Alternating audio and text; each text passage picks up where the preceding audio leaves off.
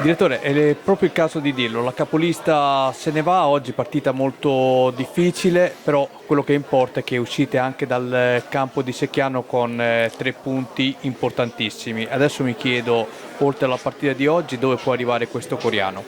Vabbè, intanto questo coreano vive la giornata e giocherà di partita in partita fino alla fine.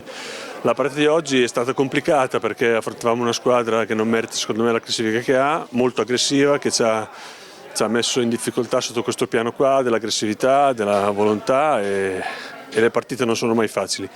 Abbiamo avuto supremazia, però non l'abbiamo capitalizzata bene.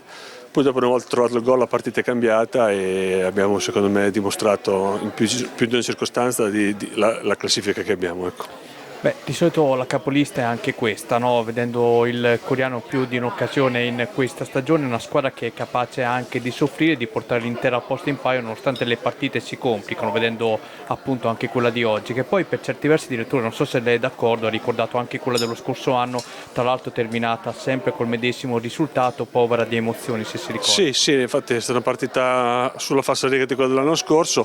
Noi siamo una capolista un po', non dico un po' tipica, nel senso che voglio dire, sto coreano non è abituato a stare in queste posizioni qua. È chiaro che cercheremo senza ipocrisia e senza falsa modestia di giocare di partita in partita per rimanerci il più possibile. Ecco.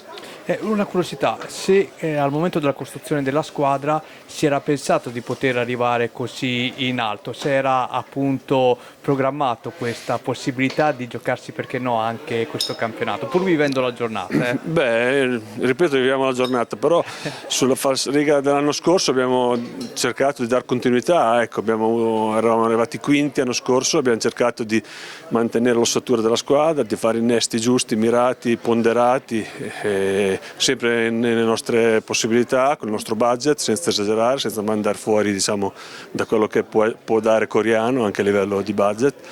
E quindi ci godiamo il momento, cavalchiamo l'onda, siamo sereni, voglio dire, perché stiamo facendo molto di più di quello che ci aspettavamo. Massimo, dicevo prima con il direttore sportivo, oggi è stato complicato più del previsto, però quello che importa è che si porta a casa l'intera posta in paio, un coreano che continua a sognare in vetta alla classifica. Ma è una partita che sapevamo che era difficile per tanti motivi, perché giocava la capolista contro una squadra che sta lottando per salvarsi e quindi sono le partite più difficili. Era scontato la vittoria, ma non è così nel calcio, quindi per noi vale molto, sono 3 punti importanti, una partita sofferta ma come ho detto ai ragazzi è ancora più gustosa. E niente, ci portiamo a casa 3 punti importanti, rimaniamo ancora lì e vogliamo finire bene il girone di andata.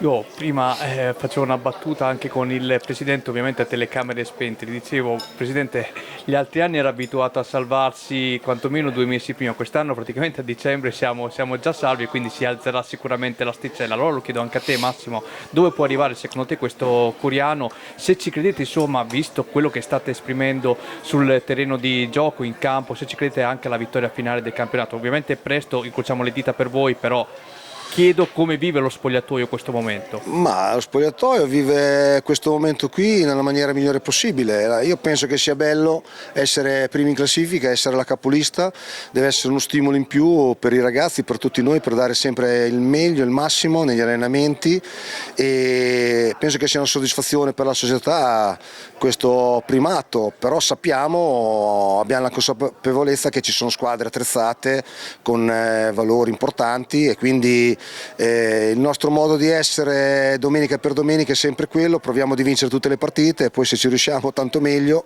se non riusciamo perché gli altri sono più bravi, questo è il calcio, ecco. Quindi ci godiamo il momento e come ho detto ai ragazzi vogliamo terminare il giro di andata più in alto possibile, poi vediamo nel proseguo del campionato.